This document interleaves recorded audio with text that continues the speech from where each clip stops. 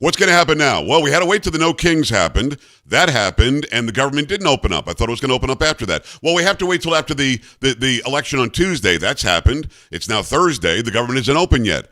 I don't know if we missed opportunities on the Republican side or not, but I'm going to get those answers from Senator Markwayne Mullin, of course, Republican, the great state of Oklahoma. Good to see you, Markwayne. How you doing? Joe, I'm doing great. I'm just getting frustrated. I feel like I'm stuck in Groundhog Day, except, we're dealing with unreasonable and crazy Democrats up here trying to figure out what they want to keep from using the American people as leverage, because that's all they're doing.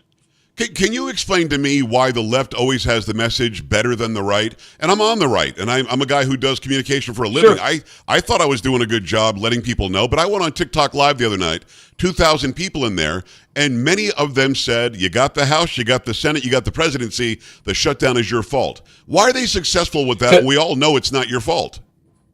Well, because the Democrats are playing politics and we're playing policy. See, we're trying to govern and they're trying to simply pander to their base. And so we're having two different arguments. We're not fighting even in the same ring. They're fighting on the political stage already. We're trying to fight on the policy stage. Those two don't mesh. Or mesh. And so when you start talking about policy, policy is very wonky. You got to explain it. You got to walk through the details. To talk about politics, you can lie. You can say whatever you want, and it's okay because you don't have to explain it. And that's exactly what's taking place. So they know the truth. Even in the Senate hearing yesterday, one of the Democrats senators was sitting there saying, "You guys control the Senate, you control the House, you control the White House. You guys can open the government back up." And you're going, no, you vote. You know this takes 60 votes, and we only have 53 Democrats, Right. or 53 Republicans. I mean, Right. and so we got to have seven more Democrats to vote with us. And then I forgot we got Rand Paul. So basically we have 52 Republicans. Rand Right. Paul somewhere in the middle. And then we got to have 8 Democrats to vote with us. So, but the assumption is, the American people's assumption is that we control government. We could just simply reopen it. Well, unless we do away with the filibuster, that's not feasible. And the filibuster protected us underneath Joe Biden, or they would have packed the courts, they would have made D.C. a state, and they would have federalized the election system. So the filibuster is protected for those that are minority, but at the same time, Joe, we're stuck here, and the Democrats, they had agreed to open the government back up after the election, because they didn't want to do it before the election because they were afraid their base wouldn't show up. Their base showed up. They voted. They're claiming victory, and they're going, "Well, I don't know how you claim victory because you won Virginia." Oh yeah, you always win Virginia. Virginia went for Kamala Harris. You or you won New Jersey. Okay, well, New Jersey is a blue state too. New York is, my goodness, they elected a Marxist socialist communist, Yeah. and then Gavin Newsom is saying that he had some smackdown because he won California. And now they came back to yesterday with their demands. These same 13 Democrats that said they were going to vote with us now came back with these demands that are unreasonable. They're wanting to restrict President Trump's authority. They want him to rescind a lot of stuff that's under investigation right now, which tells you right there they're worried about where the investigation is going to go. Yep. And they're wanting to guarantee that the House will take a vote on ACA. We can't control what the other chamber does. And so what we're going to do in the Senate is we're going to go ahead and put the bill that we agreed to, which is because the clean CR runs out November 1st, so we got to change it. But since we've been in this shutdown, we went ahead and approved 3 appropriation bills on ledge, which will pay all the Capitol Police and all the staff and federal employees up here. We would do ag, which would fund the SNAP programs and make sure our farmers are protected. And then we would do military, which is called MilCon, which would take care of the military. And then we would take care of all the air traffic controllers and everything. So that's the bill that we're putting on the floor. We're going to go ahead and say you can have your vote on ACA, but we can't guarantee an outcome because we can't tell you it's going to pass because it won't. Right. And then we're just going to dare you to vote against it. The whole thing is maddening. It's Senator Markwayne Mullin, great state of Oklahoma. Always love having you on. It's maddening to me because they say you're taking food out of the mouths of people who need it. No, you're not. That you're taking WIC away from women, infants, and children. No, you're not. That you refuse to give people health care that need it. No, you're not. What's real is that the ACA ends. It was sunset by the Democrats on 12/31 this year. The Democrats did that. They're the ones that ended it, and they don't want to do a clean CR so they can negotiate with you to see if you can actually do something about health care going forward. All those subsidies that they're fighting for were pandemic subsidies done under Biden by the Democrats. Mark Wayne, I'm going to go back to my original question, and you answered it fine. I just want maybe you can answer it again. They are lying on you guys, and they're getting away with it because people are buying that you don't want to feed people or women and children, and you don't want people to have health care. All of it is in the Democrats' court. All they had to do was vote with you, and none of this is even at issue. No, it wouldn't be an issue, but the truth is lies easier to believe than the truth. Yeah. And by the way, you said ACA was set to expire. I know what you're meaning. It's the premium tax that they put in to supplement the affordable health care. Right, the extra is set subsidies. to expire Right. because yeah, and the subsidy was to subsidize affordable health care, which is actually funny because remember, Obama said that the premiums are going to go down 25%. Now they're up at 221%. So Right. they subsidized that to try keeping the premiums down. Because it expires on December 31st, it is now going to go into effect that they're going to have another 17% increase on top of that. So what President Trump is saying is like, listen, affordable health care is unaffordable. We need to scrap it, and we need to actually get health care working for the American people again. Yes. And yet they're sitting there saying that it's our fault. Well, they're the ones that voted for affordable health care. We didn't vote for Obamacare, ACA.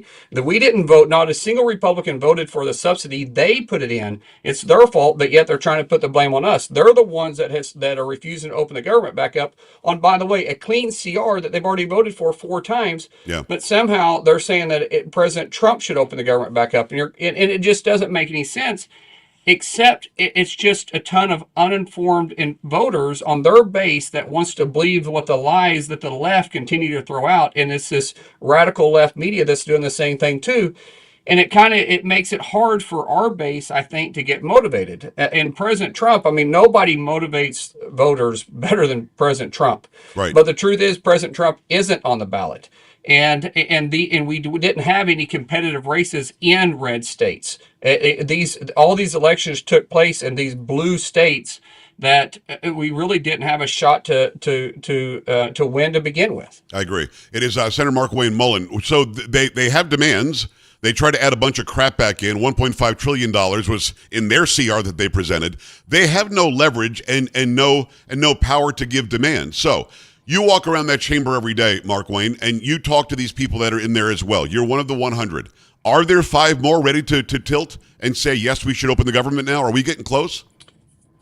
Well, we were at 13. We had 13 agree to that was voting with us prior to the Tuesday election. But Joe, like I said, their demands now have changed. They continue to hold the American people hostage because they said, it's their words, it's the only leverage point they have. Yet these people that they're using as leverage are still voting for him. Yeah, it's crazy. I can't rationalize this. It's like I can't make sense out of crazy, and that's what I'm trying to do. It doesn't make any sense to me why we're even in this position to begin with, but I will say that we as Republicans are trying to continue to move forward. So with this bill that we put forth, like I said, it's going to make sure it fully funds the government. It's going to make sure that we get the SNAP programs filled. We're going to make sure that people can afford Thanksgiving and afford Christmas again. And all we can do is just say, hey, Democrats, see if you'll vote no on this one again too. We need unanimous consent to be able to open the government back up by tomorrow. That probably isn't going to happen. So it'll probably be Friday or Saturday before we take the vote. Then the House has got to come back. Go back to the House. Yeah, it is Markwayne Mullin. So listen, I hope that you're right. It's going to happen this week. It's been way too long as it is. You mentioned Zohran Mamdani, this guy in New York. When Biden got the 4 years, that reinvigorated people on our side. Conservatives in this country said we can never, ever have this happen again, and went out in droves, voted for President Trump again. Thank God.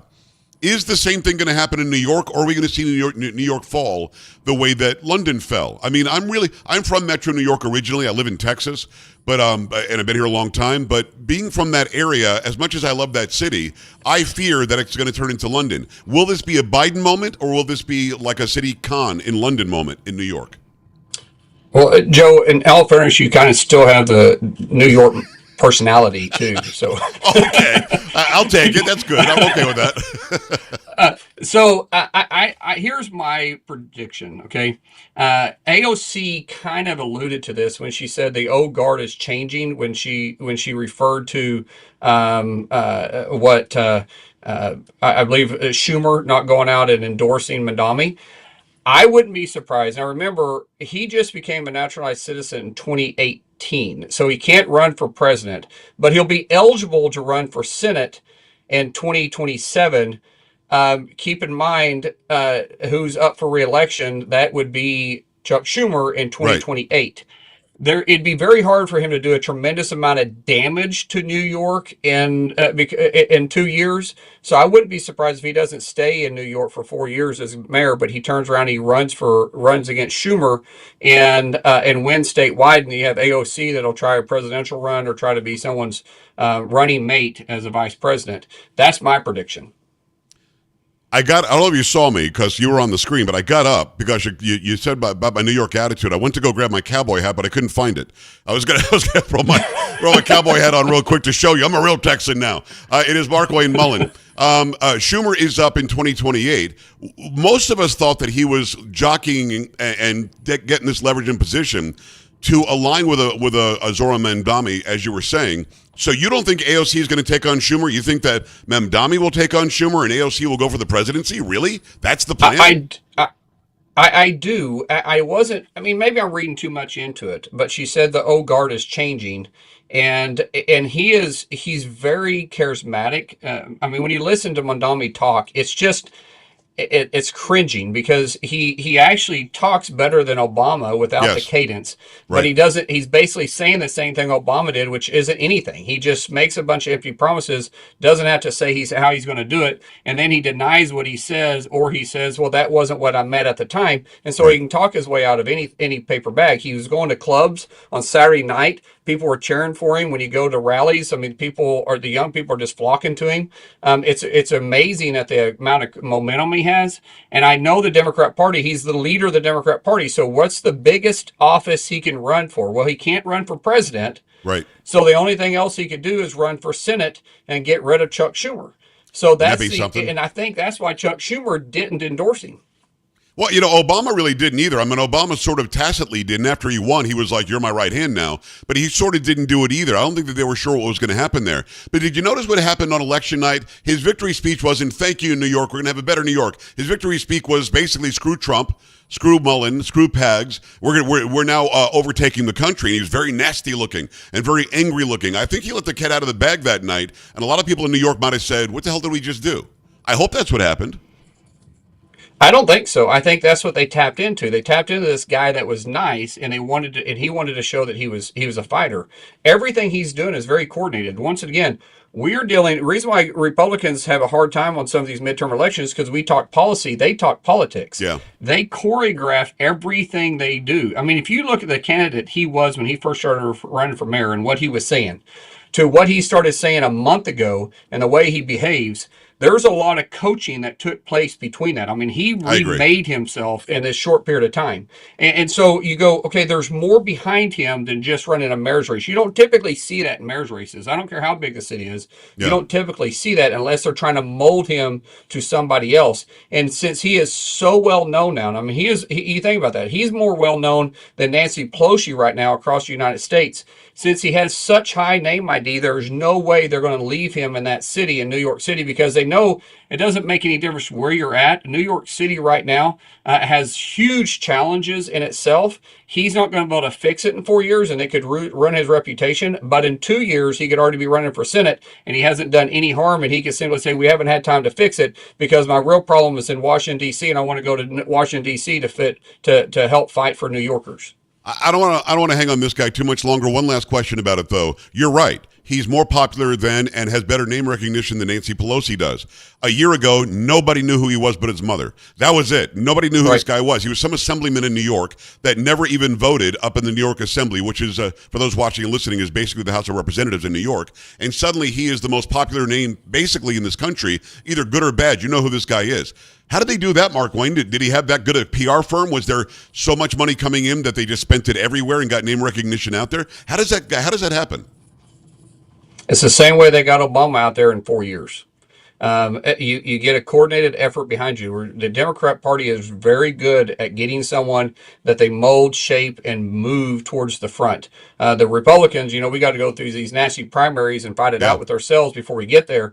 But they mold people. I mean, you saw what they did with Kamala Harris. They crowned her the presidential candidate, and she never even won a single primary during Right. when she did run for president.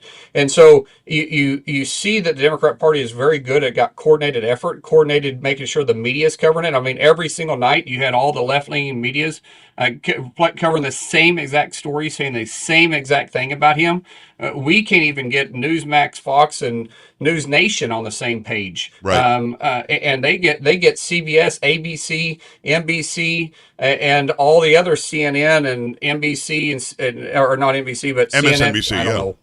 MSNBC, thank you. Yeah, They get yeah. everybody behind them all at once, and they just kind of drive the bus. Do you guys get that MSNBC in Oklahoma or no? I'm just I don't know. kidding. I've never seen it.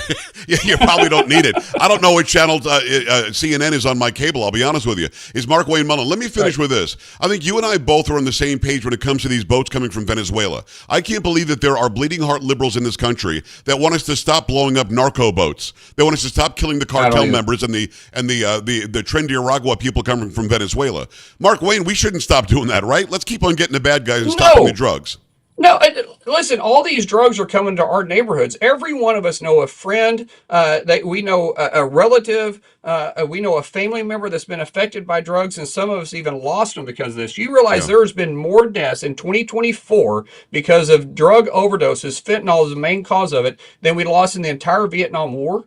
I mean, we're at war with these drug cartels, and thank God that President Trump's got the kahunas to be able to go out there and say, "Hey, we're going to do this." And we got Secretary Rubio and we got Secretary of War Hegseth saying, "Yeah, we're going to use the assets to be proactive against these guys." Because if we wait till they get to our shores, we're not doing anything. So you have a full press administration that's going after them. We got Kristi Noem that's fighting their drug networks inside the cities by arresting these illegals, tearing down their networks, pulling everybody back. Because let me tell you, those networks have to be distributed. The drugs are going in those cities and are using illegals to get them into cities. This isn't like a conspiracy. This is what is happening. So you have Kristi Noem with DHS and ICE that's tearing down their networks from inside, pushing out. Then you have President Trump and the Secretary Secretary Rubio and Secretary of War Hegseth that is going after them where they're trying to distribute the drugs to be able to actually maybe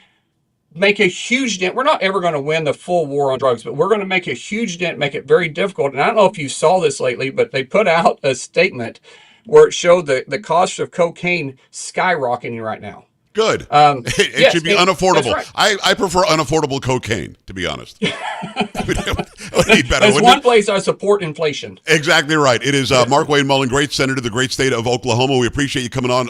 Mullin.senate.gov. Go follow him everywhere as well. Markwayne, thanks for making time. Thanks, Joe. Appreciate you. All right, man. We're back after this. Stay right here.